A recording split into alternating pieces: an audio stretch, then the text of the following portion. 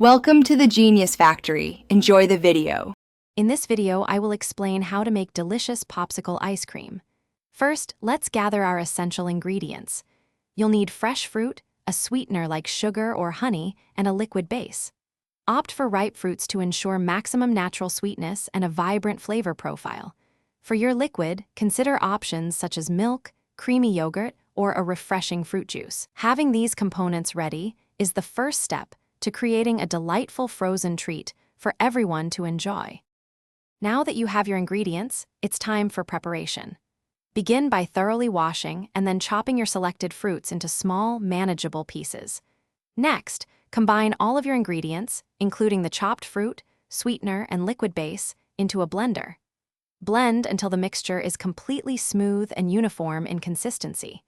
Before moving on, taste the blended mixture and adjust the sweetness level to perfectly suit your personal preference, ensuring a delicious outcome.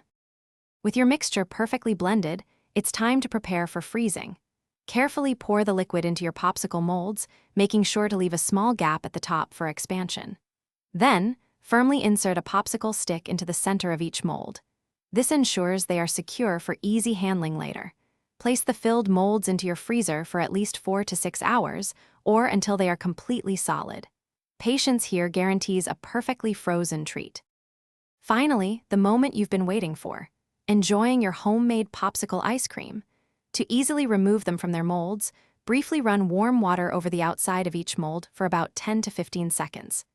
Gently pull the stick, and your delicious popsicle should slide right out. Serve them immediately for a refreshing and delightful treat. If you have any left, store them in an airtight container in the freezer for up to 2 weeks to enjoy later. Thanks for watching. If you found this helpful, don't forget to like and subscribe.